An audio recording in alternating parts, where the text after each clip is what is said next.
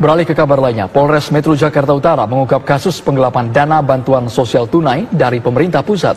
Polisi mengamankan seorang tersangka yang mengambil keuntungan dengan melakukan pemotongan dana bansos warga. Tersangka berinisial MI ini diduga melakukan pemotongan dana bantuan sosial dari pemerintah dan diamankan di jajaran kepolisian.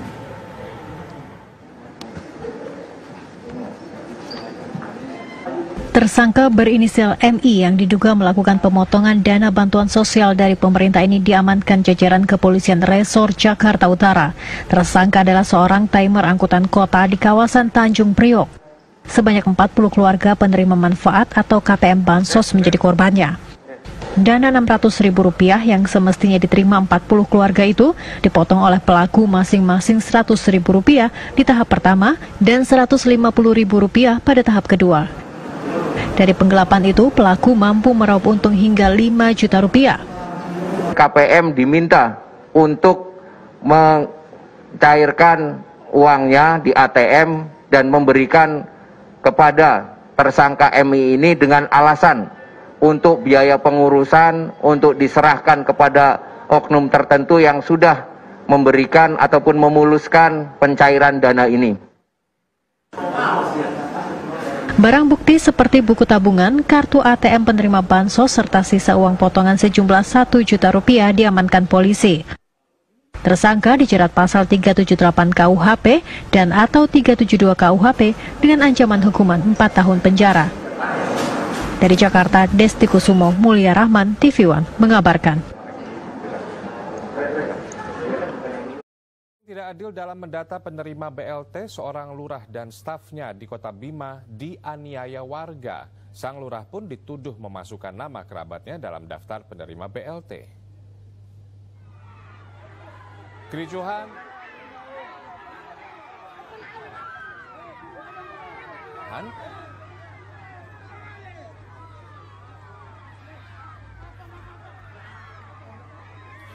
Kericuhan mengiringi evakuasi Lurah Sadia dan petugas pendamping sosial kelurahan yang dilakukan petugas dari kantor Kelurahan Sadia, Kota Bima, Selasa siang tadi. Ihsan Iskandar melaporkan, meski keduanya dijaga ketat, sejumlah warga terus berupaya menganiaya kedua aparat kelurahan ini. Warga yang emosi bahkan mengejar keduanya saat digiring petugas ke mobil patroli. Keributan terjadi setelah warga menuding lurah tidak adil dalam mendata penerima bantuan langsung tunai atau BLT. Lurah pun diduga mencantumkan kerabatnya sebagai penerima BLT. Tidak puas menganiaya lurah dan stafnya, warga kemudian menyegel kantor. Penyaluran bantuan sosial dinilai salah sasaran. Banyak warga miskin gagal menerima bantuan karena berbagai alasan. Mulai dari saldo rekening penerima yang kosong, hingga kesalahan penggunaan data lama yang menyebabkan bantuan dicabut. Lalu di mana sebenarnya letak kesalahan distribusi bantuan pemerintah ini?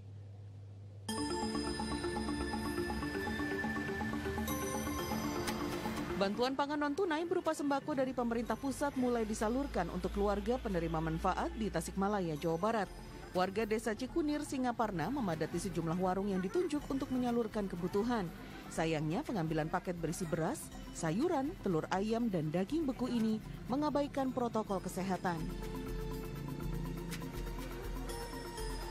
Namun di sisi lain, dari total 124.000 lebih penerima manfaat, sebanyak 33.000 warga miskin gagal mendapatkan bantuan sembako pangan. Penyebabnya adalah saldo rekening penerima kosong, padahal minimal harus ada Rp200.000 di dalam rekening mereka. Semuanya itu sekitar 125 ribuan sekabupaten Tasikmalaya itu. Berarti otomatis mereka tidak bisa mencairkan bantuan dari pemerintah? Tidak bisa, karena saldonya pun kan tidak ada uangnya, nol. Tapi kan perlu ada pengecekan lagi, karena apakah itu benar-benar saldo nol atau hal yang lain, karena mungkin saja double atau apa, double identik dan lain-lainnya. Jadi ini perlu klarifikasi dulu. Nah, ini bukan masalah di Kota Tasikmalaya. Ini adalah masalah nasional yang kadang-kadang ini masa klasik terjadi lagi dan terjadi lagi. Hal serupa juga terjadi di Mojokerto, Jawa Timur. 526 orang penerima bantuan langsung tunai diblokir dan dibatalkan Pemkot Mojokerto karena data yang digunakan adalah data lama tahun 2014. Diduga mereka yang diblokir adalah warga mampu, telah pindah alamat atau sudah meninggal dunia. sudah mencapai angka 526. Indikatornya apa Bu mereka kendalanya? Macam-macam, ada yang meninggal, ada yang pindah alamat, keluar daerah, ada yang memang secara ekonomi masuk kategori mampu. Artinya mereka tidak bisa dicairkan ya Bu? Ya, diblokir. Kami koordinasi dengan kantor pos untuk dilakukan hold atau pending dulu. Lalu, apa kata Presiden terkait tidak akuratnya pendataan warga penerima bantuan sosial pemerintah ini? Tahapan pertama memang belum 100% selesai. Kalau tadi yang di sini, ini adalah hari terakhir, sudah selesai. Di tempat-tempat lain yang saya cek memang misalnya kayak BLT desa itu baru yang diterima masyarakat kurang lebih baru 10%, jadi mohon ini masyarakat juga masih menunggu, menanyakan kepada aparat di desa, memang ada 1, 2, 3 berkaitan dengan data itu masih belum bisa diperbaiki, tapi saya kira nanti pada tahapan kedua bulan depan sudah akan, insya Allah akan lebih baik lagi. Presiden menyebut ada berbagai jenis bantuan yang dibagikan pemerintah, mulai dari PKH, kartu sembako, hingga bantuan sosial lainnya. Pemberian bantuan untuk memperbaiki ekonomi rakyat memang wajib diberikan pemerintah di tengah situasi krisis seperti saat ini. Terlebih saat berbagai kebijakan publik diberlakukan dan ternyata berdampak pada lumpuhnya ekonomi sektor informal dan UMKM. Namun ada beberapa hal yang perlu diperhatikan pemerintah saat hendak menyalurkan bantuan ini. Database yang valid, yang kuat, yang tepat sasaran, ya, sehingga alokasi dana itu bisa benar-benar dimanfaatkan oleh masyarakat yang membutuhkannya.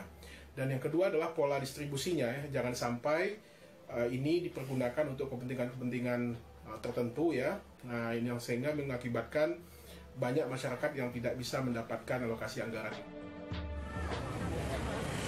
Selain itu, faktor kecepatan juga sangat dibutuhkan dalam penyaluran bantuan. Selain besaran bantuan yang dirasa terlalu kecil, sehingga perlu dievaluasi. Bantuan pemerintah yang akan diberikan dalam rangka PSBB ini yang paling penting adalah kecepatannya. Jadi kalau misalnya DKI sudah memutuskan PSBB ini mulai berlaku Jumat, maka paling tidak sehari 2 hari kemudian bantuan-bantuan tersebut harus segera terdistribusi. Kalau DKI misalnya menganggarkan 600.000 dalam 1 bulan, tentu asumsinya berarti kan 1 hari cuma 20.000. Jadi kalau kali 30 hari 600.000. Nah tentu untuk kebutuhan dasar pun ini tidak mencukupi. Nah oleh karenanya ini juga harus diperhatikan lagi. Sejumlah pihak pun menawarkan solusi agar kedepannya pembagian bansos dan bantuan tunai bisa lebih tepat sasaran. Di antaranya melakukan validasi data melalui aparat RT dan RW, membangun sistem informasi terbuka agar publik dapat mengecek secara mandiri apakah namanya sudah masuk dalam daftar penerima bantuan. Dan tentu saja perbaikan komunikasi birokrasi di level satuan kerja perangkat daerah dengan pemerintah pusat serta DPRD. Tim Liputan Trans 7. Kemaritiman dan Investasi Luhut Binsar Panjaitan membeberkan beberapa hal yang dibicarakan oleh Presiden Joko Widodo dan Presiden AS Donald Trump. Salah satunya berkaitan dengan peluang investasi di bidang farmasi yang bisa kita manfaatkan di tengah masa pandemi COVID-19 ini. Apalagi industri farmasi di Indonesia saat ini sangat bergantung dengan impor.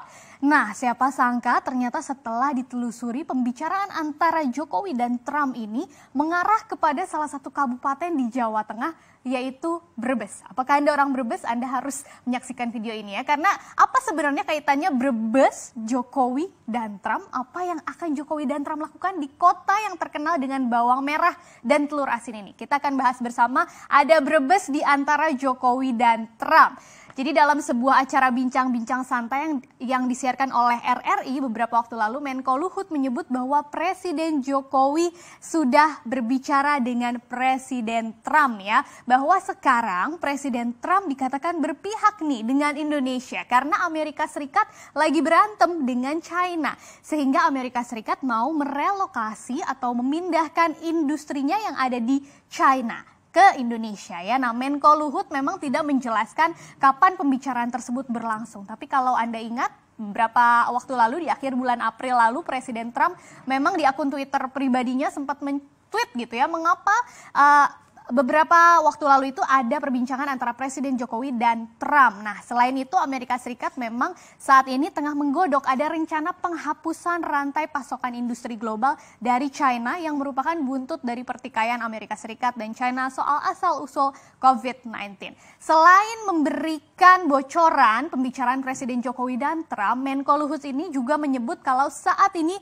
pemerintah tengah menyiapkan lahan sebesar 4.000 hektar ya, ini yang berada di kawasan Jawa Tengah yang secara khusus memang disediakan untuk kawasan ekonomi khusus bagi industri farmasi. Sekarang sudah mulai dikerjakan sambil terus berdiskusi tentu saja dengan Gubernur Jawa Tengah, dan pertanyaannya di manakah kira-kira lokasi tepatnya yang ada di Jawa Tengah ini kan? Baru kemudian tim CNBC Indonesia menelusurinya dan ternyata sepertinya perkataan Menko Luhut soal 4.000 hektar lahan di Jawa Tengah tadi kelihatannya nih ya berkaitan dengan rencana pengembangan kawasan industri di Brebes. Karena memang kota Brebes ini salah satu daerah yang akan dibangun kawasan industri dari ada total 27 kawasan industri baru yang akan dibangun pemerintah selama 5 tahun ke depan. Nah, rencananya begitu dibuka bahwa Pemda Brebes memang akan mengembangkan kawasan industri Brebes atau KIB sebesar 3.976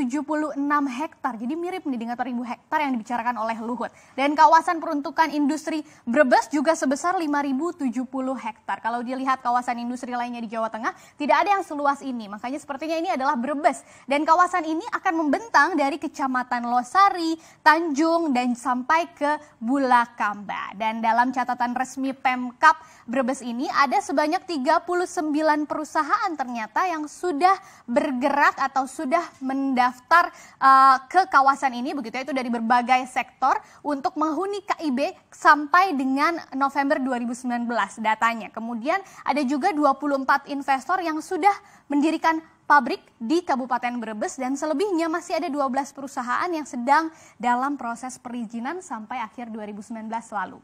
Pembangunan KIB ini memang merupakan amanat Presiden Joko Widodo untuk menjadikan Brebes sebagai kawasan industri baru yang akan mendorong tumbuhnya investasi dan pertumbuhan ekonomi masyarakat sekaligus juga upaya mengurangi kemiskinan. Nah, bagaimanakah respon dan kesiapan dari pemerintah kita untuk menampung tadi ya pabrik-pabrik Amerika Serikat yang ada di China ke Brebes?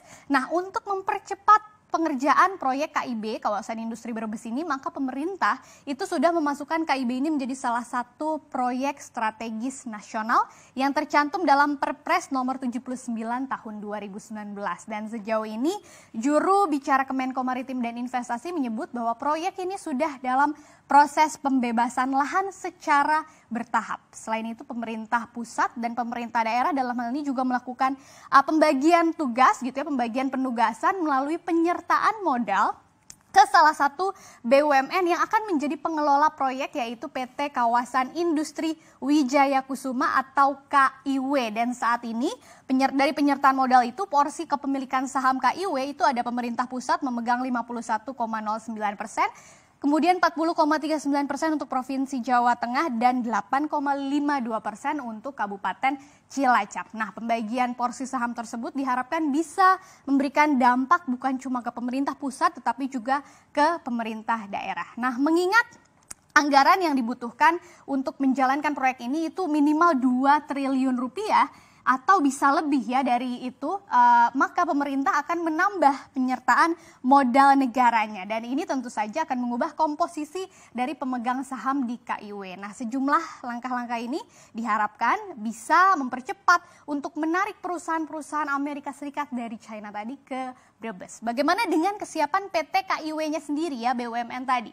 Kita lihat bagaimana sebagai pengembang kawasan industri Brebes, KIW ini secara umum sudah menyatakan siap dalam menjambut rencana relokasi pabrik AS dari China. Bahkan di Rut KIW itu mengatakan bahwa saat ini pihaknya sudah mengalokasikan program dan juga anggaran yang lebih besar untuk proyek KIB ini, sedangkan program lainnya ditangguhkan sementara waktu. Selain itu, KIW juga saat ini sedang menyusun master plan-nya nih terkait dengan pengembangan dari KIB ini. Rencananya, masih rencana ya, kawasan industri Brebes itu bukan hanya berisi industri-industri biasa, tapi juga terintegrasi dengan industri komersial lainnya dan ada beberapa area pendukung lainnya. Jadi bukan cuma isinya pabrik ataupun gudang saja, dan ini juga disusun harus bisa menjawab kebutuhan investor yang memang kebanyakan nanti akan berasal dari China. Nah, sejauh ini KIW juga menyebut ada sejumlah investor yang sudah mulai tertarik untuk bergabung dan ada sejumlah referensi calon tenan maupun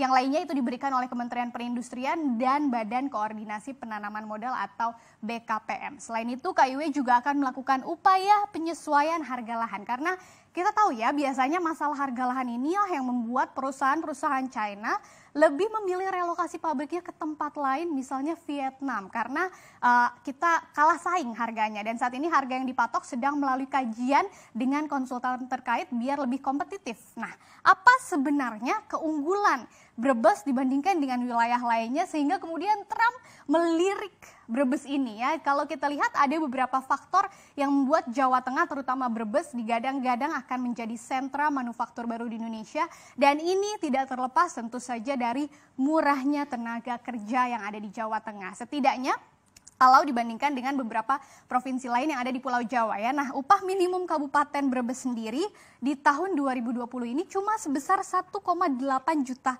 rupiah per bulan. Selain itu, Brebes juga salah satu kabupaten terluas di Jawa Tengah dengan luas mencapai 1.900 km persegi, dan tentu saja ini yang paling unggul juga memiliki lokasi yang strategis ya, karena dilalui oleh jalan tol Trans Jawa, kemudian berdekatan juga nanti ke depannya akan semakin dekat dengan pusat logistik Belikat atau PLB Cirebon. Ini yang rencananya akan dibangun beberapa waktu ke depan ya. Dan lokasi strategis ini tentu saja akan membuat ongkos distribusi berpotensi menjadi lebih murah. Ini pasti akan menjadi keunggulan tersendiri dan ini menjadi potensi besar yang bisa dimanfaatkan oleh pemerintah dalam mengembangkan Brebes menjadi kawasan industri yang besar. Tapi tetap diingat bahwa ada faktor yang perlu kita perhatikan, misalnya lahan pertanian yang ada di Brebes ya. Sebaiknya memang pembangunan kawasan industri Brebes ini tidak berada di atas lahan yang produktif. Jangan sampai keputusan untuk menyulap Brebes untuk menjadi sentra manufaktur menjadi bumerang bagi sektor penting lainnya seperti pertanian. Sebesar Rp200.000. Sepakat dibagi rata apa sing 550 mongoro dhewe? Melas ya, ini namanya yang dikatakan orang dulu itu senasib sepenanggungan. Jadi nasibnya nyatanya lagi kayak gini ya, dipikir bareng-bareng kepriwe carane. Kan begitu sih. Karena kita sedang tidak berbicara program orang miskin. Nah, wong miskin itu jelas sing nampa sembako, sing nampa PKH, itu sudah jelas. Jadi kalau kita bicara orang miskin, tapi yang namanya bencana itu tidak mengenal miskin ataupun kaya. Nah, kenang bencana ya kenang bencana, itu seperti itu. Maka keputusan saya bersama-sama tokoh masyarakat yang ada memutuskan bahwa dana desa yang alokasinya 35% itu untuk dibagi rata. Kita tidak boleh manja. Saya yakin masyarakat Purbasari itu kuat ya. Tidak perlu ngemis ke gubernur, tidak perlu ngemis ke bupati. Apa amannya dinikmati, apa amannya dinikmati. Nyatanya kekuatan desa 200.000 sebulan ya dinikmati segitu. Ora usah ngarep-arep pikirannya gubernur karo bupati. Kan pada mikir ora. Gubernur dengan bupati itu tidak pernah memikirkan kita. Kalau mau memikirkan itu gampang. Kabupaten Purbalingga cukup mengeluarkan dana 200 miliar, masyarakat Purbalingga selesai. menerima 600-an setiap bulan. Selesai. Jadi sekian bulan ini kita dibodohi oleh data-data, dikerjain oleh data-data. Desa untuk mengusulkan data sudah diusulkan, pulang lagi, namanya masih itu-itu saja. Namanya masih itu-itu saja. Jadi yang nanti kiamat, anggar data itu tidak diperbaiki dari pemerintah desa, datanya itu memakai data zaman Belanda, sing nampa bantuan ya wong duwe-duwe baik. Ajek, nggih. Ini karena apa? Pemerintah kabupaten, provinsi dan pusat males memikirkan orang miskin. Males.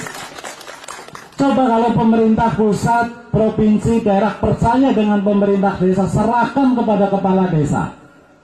Urusan masalah ngurusi wong miskin dan sebagainya, datanya dari desa, semuanya selesai. Mesti benar, mesti sesuai saran.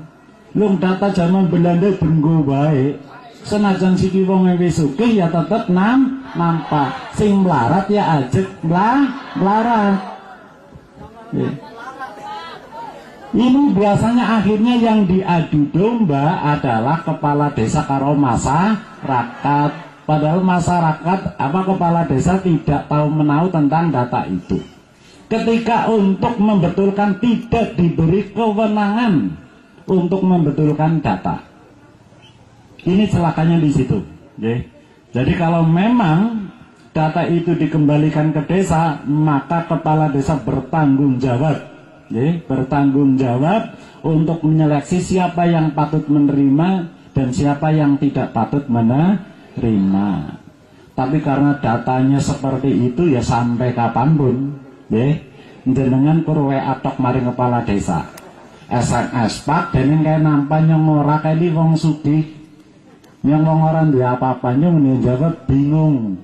Sing kurang ajar adalah pemerintah kabupaten, khususnya dinas sosial sing ora gelem kerja, ora gelem kerja. Jadi nek desa mengusulkan datanya yang timbul itu lagi. Jadi desa itu sudah mengupayakan diganti ki anak sing lebih miskin, diusulkan ke dinas sosial kabupaten. Nang kana ora dikerjani, digletak manang meja dibalak namaning maring desa. Itu. Ini kurang ajarnya dinas sosial kabupaten itu seperti itu. Yang akhirnya membenturkan pemerintah desa dengan masyarakat. Manggoke lurah karo perangkat RT RW ini kan digebuki. Itu begitu. Ini salah satu keputusan saya hari ini. Wong RT RW gajian ora kok kondononi nang rika.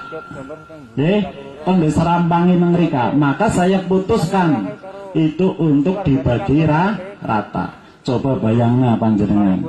Nek tak bagi sesuai perintah sing ora genah itu. Perintah sing ora kenah itu 600.000-an esih 550 kakak sing ora nampak. Nek seumah kowe isine wong telu berarti ana wong 1.500-an lebih ngeroyok RT neng ngeroyok RW ne. Sebabnya tidak dimasukkan. Yang menjadi korban mereka kasihan, digaji ora, dewadani apa maning nganti gebuki. Kan begitu nggih. Saya sebagai kepala desa memutuskan supaya sana sini selamat. Sana sini selamat, warga juga tak openi semampune duit desa. Jadi kalau panjenengan lihat yang di TV itu keputusannya orang panik. Kira kan ngerti panik? Begitu anak wabah ke pejabat panik. Asal ngomong orang pernah membetulkan data dulu. Mestinya itu jangan panik. Pertama para kepala desa se-Indonesia untuk mendata kakak yang ada di desa masing-masing. Data dulu masing-masing desa kakaknya berapa, ketemu satu negara itu berapa. Kemudian yang harus ditanggung oleh negara berapa triliun. Nanti baru ngomong. Hari ini kami semua menyerahkan bantuan langsung tunai dari dana desa yang semua transparan terbuka. Ini ada datanya semua, saya minta ditempelkan di papan yang ada di desa dan tempat-tempat umum, termasuk di masjid. Semua orang tahu, biar transparan, terbuka, siapa yang dapat, siapa yang berhak. Kalau ada yang tidak sesuai dengan kondisi yang sesungguhnya, bisa dievaluasi, bisa dirubah melalui musyawarah desa. Nah, karena itu saya ingin menyampaikan, kalau ada bupati menyatakan menteri bodoh, jangan-jangan dia tidak bisa ngurus daerahnya, jangan-jangan dia nggak bisa ngurus wilayahnya. Saya berterima kasih kepada para menteri yang melakukan langkah-langkah terbaik untuk semua masyarakat yang ada di bawah di desa ini bisa diintervensi oleh program pemerintah pusat. Selebihnya ada yang kurang pasti. Siapa yang menyelesaikan? Ya bupati. Alhamdulillah di Lumajang ini ada program ngeramut tonggo, beras, baik dari masyarakat, komunitas, dari orang per orang yang saling membantu dengan beras 5 kg. Pemerintah juga membantu, ASN juga mau berkenan dipotong gajinya. Hingga dari ASN saja sebulan bisa 1,1 miliar. Untuk apa? Beli beras, diberikan kepada masyarakat. Jadi yang tidak mendapatkan BLT, yang tidak mendapatkan PKH, yang tidak mendapatkan BBNT, karena terdampak secara ekonomi, diberi beras. Siapa yang memberi? Dari pemerintah daerah, melalui program yang dilakukan oleh pemerintah daerah. Begitu mestinya bupati ngurus. Bupati Boloang Mongondo Timur, ingat itu. Kerja keras, kita semua kerja keras. Soal ruwet, memang ruwet. Soal sekarang banyak masalah, memang banyak masalah. Diselesaikan. Jangan menyalahkan menteri, jangan membodohkan menteri. Jangan-jangan Anda yang salah urus.